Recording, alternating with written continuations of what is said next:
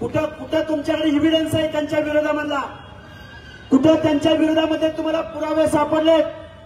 आणि वाल्मिक अण्णांच्या बाबतीमध्ये मी तुम्हाला सांगतो, धनंजय मुंडेंचे वाल्मिक अण्णांबरोबर संबंध,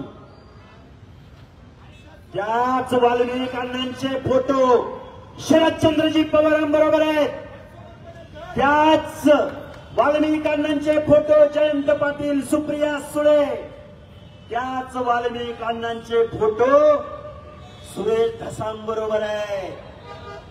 अरे तुमची माणसं निवडून आणायला वाल्मिक अण्णा चालतात, त्यांची माणसं राष्ट्रवादीची वाढ करायला वाल्मिक अण्णा चालतात, निवडणुका जिंकायला तुम्हाला वाल्मिक अण्णा चालतात. वर्षानुवर्षे या गोष्टी चालतात. त्यांच्या स्किलचा उपयोग तुम्ही करून घेता आणि अचानक तुम्हाला काय काय सुचतं? फक्त धनंजय मुंडे दिसतात. मला वाटतंय या माणसांना अडकवलं जात आहे. गुन्हेगारांना शिक्षा झाली पाहिजे या मताचा मी. पण हे जे काही राजकारण होतंय, या ज्या काही गोष्टी घडतायत, या महाराष्ट्रामधल्या ओबीसींच्या मनामध्ये दहशत निर्माण करणाऱ्या या गोष्टी आहेत. तुम्हाला आम्हाला जागे राहावं लागेल, एकत्र यावं लागेल. न्याय व्यवस्थेवरती प्रभाव टाकणाऱ्या, पोलीस प्रशासनावरती प्रभाव टाकणाऱ्या, अरे ती सीआयडीची टीम आली, सीआयडी मध्ये कोण माणूस आहे त्याची जात शोधा, सीआयडी मध्ये कोण माणूस आहे त्याची जात शोधा, ह्या जातीचा बाजूला काढा. मग आता आपण सगळ्यांनी म्हणायचं का की यांच्या जातीचा बाजूला काढा?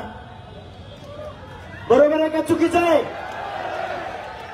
जर विघ्ने नावाच्या अधिकाऱ्याला त्याची जात बघून बाजूला काढला जात असेल तर मग आम्ही कुणाची जात काढायची? आम्ही काढायची तुमची जात?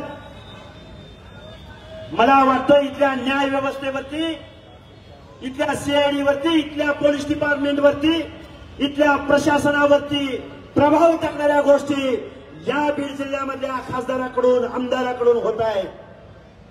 तुम्ही आम्ही सगळ्या लोकांनी जागं राहिलं पाहिजे. तुम्ही आम्ही सगळ्या लोकांनी एकत्रित आलं पाहिजे.